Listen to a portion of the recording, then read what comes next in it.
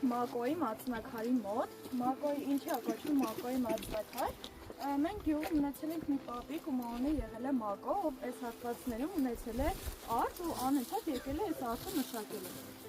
Եվ իր կինը կամ մայրիկը իրան անընդհատ բերել են մածուն, եւ օրից մի օր որ բարձրացել է քարի վրա մածուն ուտելու, հաց ուտելու, քարի վրա այսպես փոքրիկ բացվածք կա,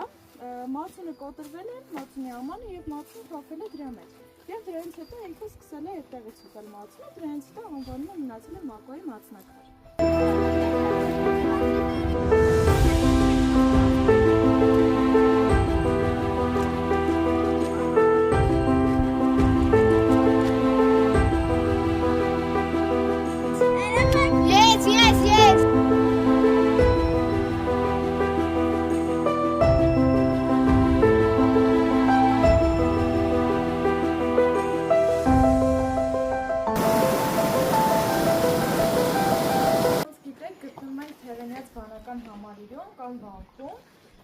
Թեղենյաց վանքը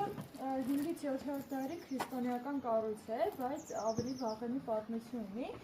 Հեթանոսական ժամանակների տաճար է եղել, հետագայում դարձել է քրիստոնեական վանական համալիր։ Ինչից ենք հասկանում, որ հեթանոսական տաճար է եղել, նախ վանքի կառուցվածքից ճարտարապետության մեջ շատ չենք խորանա, բայց անդրադառնանք պատկերների։ Այստեղ պատկերված են 3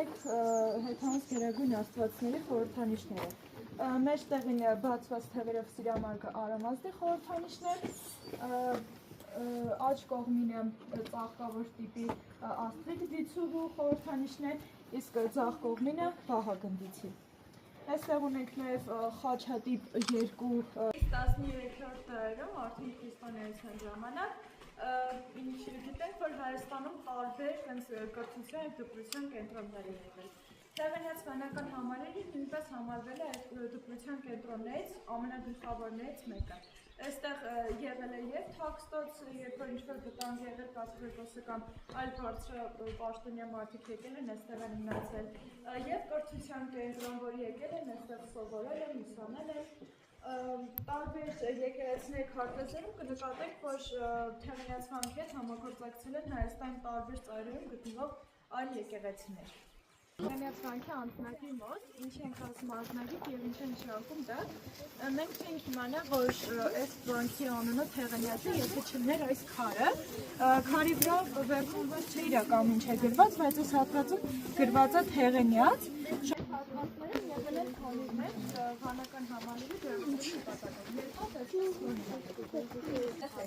Երկրորդ խորանը սա է։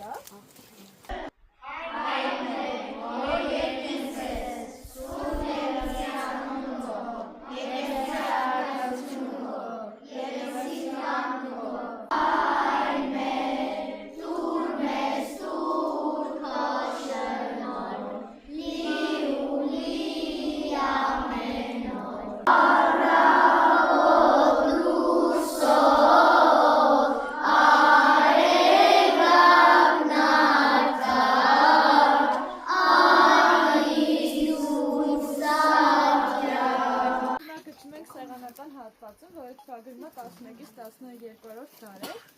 Սեղանատուն այն հատվածն է, որտեղ որ կազմակերպել են ճաշկերույթները, այսքան վանքում սովորողները, վանականները եկել ու այստեղ են ճաշել։